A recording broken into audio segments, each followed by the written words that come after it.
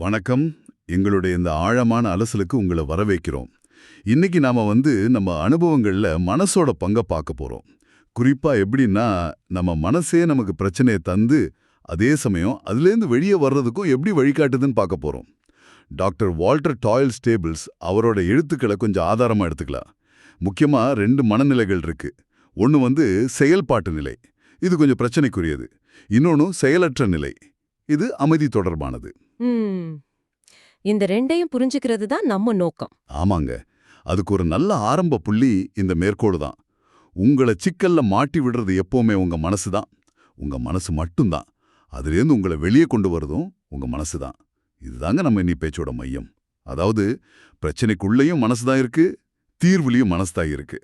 அந்த 2 பக்கங்களையும் கொஞ்சம் விரிவாக பார்ப்போம். சரி, அப்போ முதல்ல அந்த பிரச்சனைக்குரிய செயல்பாட்டு நிலை மனசுல இருந்து ஆரம்பிக்கலாமா? இதுதான் நமக்கு ரொம்ப பழக்கமானது இல்லையா? ஓயாத எண்ண ஓட்டம், எதையாவது யோசிச்சுட்டே இருக்கிறது. கார்ல் யுங் சொன்ன மாதிரி நாமளே நம்ம வாழ்க்கையை குழப்பிக்கிறோம், ஆனா அது நம்மால தான் வருதுன்னு பார்க்க மாட்டேங்கிறோம். இது எப்படிங்க நம்மள சிக்க வைக்குது? ஆமா, சரியா கேட்டீங்க. இந்த செயல்பாட்டு நிலை மனம் எப்ப அகந்தை, அதாவது ஈகோவால ஆதிக்கம் செலுத்தப்படுதோ அப்பதாங்க பிரச்சனை ஆரம்பிக்குது. அகந்தைங்கிறது நம்ம உண்மையா யாருங்கிறது இல்ல. அது ஒரு போலி நான். மனசுக்குள்ள ஒரு மாதிரி இரைச்சல், ஒரு திருப்தி இல்லாம அதை உருவாக்கிக்கிட்டே இருக்கும். அதோட வேலை தன்னை முன்னிறுத்துறது, தன்னை காப்பாத்திக்கிறது. அதனால ஆசை, பயம் சார்ந்த எண்ணங்களை அதை உற்பத்தி பண்ணிட்டே இருக்கும். ஐயோ பாவம்னா, எனக்கு இன்னும் வேணும், அவனை விட நான் பெட்டர், இந்த மாதிரி எண்ணங்கள், போட்டி மனப்பான்மை, இதெல்லாம் அகந்தையோட வேலை தான் பாருங்க. இந்த எண்ணங்கள் வழியா நம்ம உணர்ச்சிகளையும் அது கண்ட்ரோல் பண்ணுது, நம்மள ஒரு டென்ஷன்லயே வைக்குது. ஓ, அப்படியா?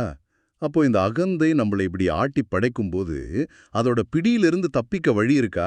இங்க தான் நீங்க சொன்ன அந்த ஆதாரத்தில் இருக்கிற மைண்ட் டிஆர்ஏபி உதவலாம் தோணுது. இது நம்மளோட நெகட்டிவ் எண்ணங்களை செக் பண்ற ஒரு டெக்னிக் இல்லையா? டிஆர்ஏபி, அதாவது ட்ரூ உண்மை, ரிலவெண்ட் தொடர்புடையது, ஆக்யூரேட் துல்லியமானது, அப்புறம் ப்ரூவன் நிரூபிக்கப்பட்டது.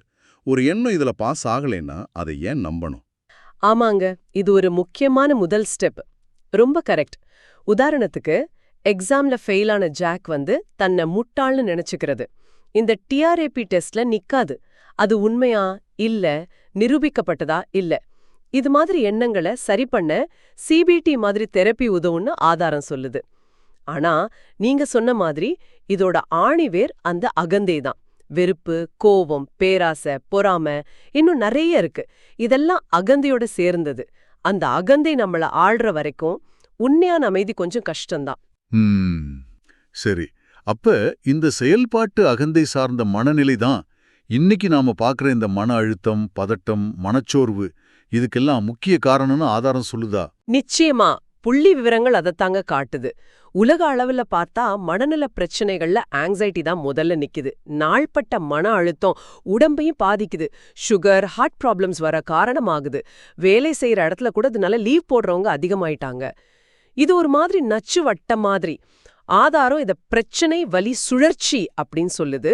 ஒரு பிரச்சனை வரும், அது அகந்தை சார்ந்த நெகட்டிவ் எண்ணங்களை தூண்டும். நான் சரியில்லை, உலகம் சரியில்லை, அந்த எண்ணங்கள் வலிதர உணர்ச்சிகளை தூண்டும்.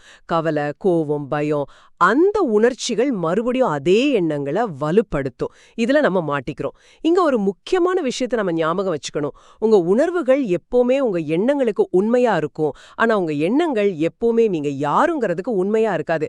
அதாவது நீங்க உங்களை முட்டாள்னு நினைச்சா முட்டாளா உணர்வீங்க. ஆனா நீங்க உண்மையிலே முட்டாளா இல்லையாங்கிறது வேற விஷயம். இது ரொம்ப ஆழமான கருத்துங்க. அப்போ இந்த சிக்கலான செயல்பாட்டு நிலை மனசுக்கு மாற்றா வேற ஏதாவது இருக்கா? அந்த செயலற்ற நிலையை பத்தி சொல்லுங்களேன். அது எப்படி இருக்கும்? அதுதாங்க அந்த பகுதியோட ரொம்ப முக்கியமான அம்சம். செயலற்ற நிலை மனம்ங்கிறது சிந்தனைகளே இல்லாத நிலை. அத வெளி உணர்வு, மனமற்ற நிலை, அமைதி, நிகழ்கால உணர்வு, அதாவது பிரசன்ஸ்னு பல பேரால ஆதாரம் சொல்லுது. இதோட குணங்கள் பாத்தீங்கன்னா செயல்பாட்டு மனசுக்கு நேர் எதிர். அங்க ஓயாத சிந்தனை, இங்க அமைதி. அங்க இறந்த காலம், எதிர்காலம் பத்தின கவலை, இங்க நிகழ்காலத்துல நிக்கிறது. அங்க எதையாவது அடையணும்னு துடிப்பு, இங்க எல்லாம் சரியா இருக்கு அப்படிங்கிற ஒரு உணர்வு. அங்க துன்பம், இங்க துன்பமே இல்ல. இது ஒரு நிரந்தரமான ஆழமான நிலை. மேலோட்டமான எண்ணங்கள் இல்லாம உண்மையான ஆழ்ந்த சிந்தனை. அது இந்த அமைதியில தான் சாத்தியம்னு ஆதாரம் சொல்லுது. சுருக்கமா சொன்னா, மனதின் உயர்ந்த நிலை மனமற்ற நிலையே. ஆஹா, கேட்கவே ரொம்ப அமைதியா இருக்கு. ஆனா நடைமுறையில இந்த சிந்தனை இல்லாத அமைதியான நிலையை அடையிறது எப்படிங்க?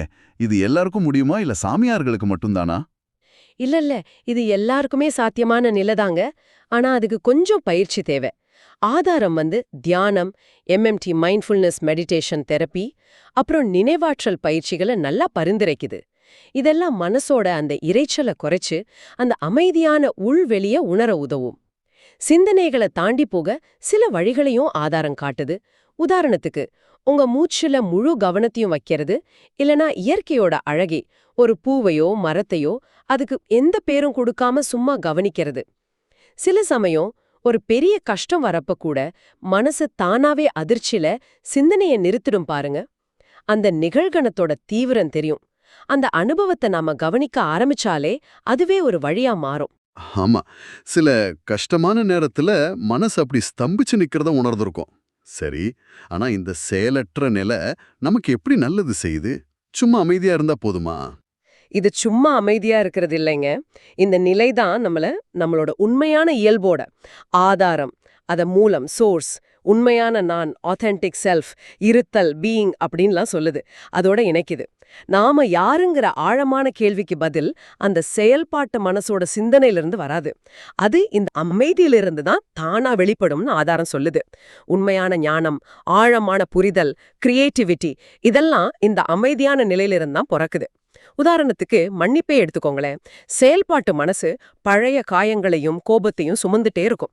ஆனா இந்த அமைதியான நிலையில மன்னிப்புங்கிறது ஒரு செயலா இல்லாம அது இயல்பா நடக்கும். அதே மாதிரிதான் அழகுணர்ச்சி, ஆர்வம், அப்புறம் அந்த எல்லையில்லா அன்பு, அகாப்பே, இதெல்லாம் நம்ம செஞ்சு அடையறதில்ல, நம்ம உண்மையான இயல்புல இருந்து வெளிப்படுறது. உண்மையை உணர்றத பத்தி ஆதார சொல்றது ரொம்ப நல்லா இருக்கு. உண்மை நல்லா உணர வைக்கும், அமைதி நல்லா உணர வைக்கும், அன்பு நல்லா உணர வைக்கும்னு. இது நம்ம அனுபவத்தோட ஒத்து போகுதில்ல? நெகட்டிவான அகந்த எண்ணங்கள் வந்தா ஒரு மாதிரி பாரமா கஷ்டமா இருக்கு. ஆனா உண்மையான பாசிட்டிவ் எண்ணங்கள், இல்ல அந்த அமைதியான நிலை, அது ஒரு லேசான உணர்வையும் நிம்மதியும் தருது. இத நீங்களே உங்க அனுபவத்துல கவனிச்சிருக்கலாம். இந்த அமைதியான நிலையோடு வர நம்பிக்கை, பணிவு, மகிழ்ச்சி, இரக்கம், பொறுமை, நன்றி உணர்வு, இதெல்லாம் நாம கஷ்டப்பட்டு கொண்டு வர்றதில்ல, இயல்பா வருது. இதுல உங்களுக்கு எது ரொம்ப முக்கியமா படுது? அது ஒவ்வொருத்தரோட அனுபவத்தை பொறுத்ததுங்க. ஆனா அந்த நல்லா உணர்ற தன்மை இருக்கு பாருங்க, அது ஒரு நல்ல வழிகாட்டி. நம்ம எண்ணங்களும் உணர்வுகளும் நமக்கு ஒரு காம்பஸ் மாதிரி. பாரமாவும் சங்கடமாவும் உணர்ந்தா நாம பெரும்பாலும் அகந்தையோட பிடியில இருக்கோன்னு அர்த்தம். லேசாவும் அமைதியாவும் அன்பாவும் உணர்ந்தா நாம நம்ம உண்மையான இயல்புக்கு பக்கத்துல இருக்கோம். சரிங்க, அப்போ மறுபடியும் அந்த மைய கருத்துக்கு வருவோம். மனசுதான் பிரச்சனைக்கும் தீர்வுக்கும் காரணம். செயல்பாட்டு மனம் அகந்தையோடு சேர்ந்து சிக்கலை உருவாக்குது, செயலற்ற மனம் தீர்வை கொடுக்குது. இதெல்லாம் வச்சு பார்க்கும்போது நம்ம அன்றாட வாழ்க்கைக்கு இது என்ன அர்த்தம் கொடுக்குது? இந்த ரெண்டு நிலைகளையும் எப்படி பேலன்ஸ் பண்றது? இதுதாங்க ரொம்ப முக்கியமான கேள்வி. நாம உலகத்துல வாழ்றோம், வேலை செய்யணும், செயல்பட்டாகணும். அதனால செயல்பாட்டு மனச முழுசா ஒதுக்கிட முடியாது. ஆனா அதுக்கு எஜமானா அகந்தை இருக்க வேண்டிய அவசியம் இல்ல. ஆதாரம் நினைவாற்றலுடன் வாழ்தல், மைண்ட்ஃபுல் லிவிங் அப்படின்னு சொல்லுது. அதாவது உலகத்துல இயங்கும்போது, வேலைகள் செய்யும்போது, உறவுகள்ல இருக்கும்போது அந்த உள்ள அமைதியோட நிகழ்கண விழிப்புணர்வோட தொடர்புலயே இருக்கிறது. அந்த அமைதியை பேஸ் பண்ணி செயல்படுறது. அந்த அமைதியை எப்படி அடித்தளமா வச்சுக்கிறது, அகந்தியை விடுவிக்கிறது தான் முக்கிய வழின்னு ஆதாரம் சொல்ற மாதிரி தெரியுதே. நீங்க அகந்தியை விடும்போது உங்க வழியிலிருந்து விடுபடுவீர்கள். இந்த வரி ரொம்ப பவர்ஃபுல்லா இருக்கு. ஆமாங்க, அதுதான் சாரம். அகந்தைங்கிறது நாம சேர்த்துக்கிட்ட அடையாளங்கள், நம்பிக்கைகள், கருத்துக்களோட ஒரு தொகுப்பு. அத நான்னு நம்புறதால தான் துன்பம் வருது. அதை விடுவிக்கிறதுங்கிறது ஒரே நாள்ல நடக்காது. அது ஒரு தொடர் பயணம். ஆதாரம் இத வீட்டுக்கு திரும்புற பயணம்னு அழகா சொல்லுது. நாம நம்ம உண்மையான வீட்ல இருந்து அமைதி, அன்பு கிளம்பி அகந்தைங்கிற ஒரு மாய உலகத்துல மாட்டிக்கிறோம். அப்புறம் மெதுவா விழிப்புணர்வு அடைஞ்சு அந்த அகந்தையோட பிடிய தளர்த்தி திரும்ப நம்ம வீட்டுக்கு வர்றது தான் இந்த பயணம். இத சுயபிம்ப உளவியலோட கூட இணைக்கலாம். நீங்க எதை பத்தி நினைக்கிறீங்களோ அதுவாவே ஆகுறீங்க. நீங்க உங்க பிரச்சனைகளையோ உங்க குறைகளையோ அகந்தை எண்ணங்களையோ யோசிச்சுட்டு இருந்தா அதுவாவே மாறுவீங்க. அதுக்கு பதிலா உங்க கவனத்தை அமைதி, அன்பு, உங்க உண்மையான இயல்பு மேல திருப்புனா அந்த குணங்கள் உங்ககிட்ட வளரும். இது பணம், புகழ், பொருள் தேடுற வெள்ளி மகிழ்ச்சியில இருந்து, எக்ஸ்ட்ரின்சிக் ஹாப்பினஸ்ல இருந்து, உள்ளுக்குள்ள இருக்கிற அமைதி, அன்பு, நிறைவ இன்ட்ரின்சிக் ஆத்தென்டிக் ஹாப்பினஸ் நோக்கிய ஒரு மாற்றம். சரி, நடைமுறைக்கு வருவோம். நாம திரும்ப திரும்ப அந்த அகந்தை சார்ந்த எண்ணங்கள்ல மாட்டிக்கிறோமே, அப்போ அந்த மைண்ட் டிஆர்பி பயிற்சி உதவுமா? அந்த எண்ணம் உண்மையா, தொடர்புடையதா, துல்லியமானதா, நிரூபிக்கப்பட்டதான்னு கேள்வி கேட்கறது அந்த நேரத்துல யூஸ்ஃபுல்லா இருக்குமா? நிச்சயமா. அது ஒரு ஃபர்ஸ்ட் எய்ட் பாக்ஸ் மாதிரிங்க. அந்த நெகட்டிவ் எண்ணத்தோட உடனடி தாக்கத்தை குறைக்க அது கண்டிப்பா உதவும். ஆனா லாங் டேர்ம் தீர்வுங்கிறது நீங்க சொன்ன மாதிரி தியானம், நினைவாற்றல் பயிற்சிகள் மூலமா அந்த அமைதியான விழிப்புணர்வுள்ள நிலையை நமக்குள்ள வளர்த்துக்கிறது தான். நாம கஷ்டப்படுறதுக்கு காரணம் வெளி உலகமோ மத்தவங்களோ இல்ல, நம்ம மனசுதான். அந்த மனசோட போக்க மாத்திர சக்தி நம்ம கிட்ட தான் இருக்கு.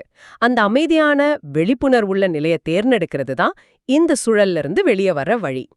இது ஒரு தசைப்பயிற்சி மாதிரி, செய்ய தான் பலம் பெறும். ஆக நம்ம மனசே நம்ம யதார்த்தத்தை உருவாக்குது. அதுல சிக்கலை உண்டாக்குற ஒரு செயல்பாட்டு அகந்தை சார்ந்த பக்கம் இருக்கு. அதே சமயம் அமைதியையும் உண்மையான நம்மளையும் காட்டுற ஒரு செயலற்ற விழிப்புணர்வுள்ள பக்கமும் இருக்கு. எதை தேர்ந்தெடுக்கிறதுங்கிறது நம்ம கையில தான் இருக்கு. விழிப்புணர்வையும் நிகழ்கண உணர்வையும் அகந்தைய மெல்ல மெல்ல விடுவிக்கிறதையும் நாம தேர்வு செய்யறது மூலமா அந்த அமைதியான சக்தி வாய்ந்த நிலையை அடைய முடியும். இதுதான் இந்த அலசலோட சாராம்சம்னு சொல்லலாமா? மிகச் சரியா சொன்னீங்க. அந்த மைய மேற்கோள உங்களை சிக்கல்ல மாட்டி விடுறது எப்பவுமே உங்க மனசு தான். உங்க மனசு மட்டும்தான். அதுலேருந்து உங்களை வெளியே கொண்டு வர்றதும் உங்க மனசு தான். அதான் மறுபடியும் ஞாபகப்படுத்திக்கலாம். இப்போ உங்களுக்காக ஒரு கடைசி சிந்தனை. ஆதார சொல்ற மாதிரி உங்க எண்ணங்கள் நீங்க யாருங்கிறதுக்கு எப்பவுமே உண்மையா இருக்கிறது இல்ல. அப்போ உங்களுக்கு வலியையும் துன்பத்தையும் தர எண்ணங்களை நம்புறத நீங்க நிறுத்துனா என்ன ஆகும்? அந்த நம்பிக்கையை நிறுத்திட்டா உங்களுக்குள்ள என்ன ஒரு புது வெளி இல்ல சாத்தியம் திறக்கும்? அந்த அமைதி உங்களுக்கு எதை கொண்டு வரலாம்? இத பத்தி நீங்க தொடர்ந்து யோசிக்க இந்த உரையாடல் ஒரு தூண்டுதலா இருக்கும்னு நம்புறோம்.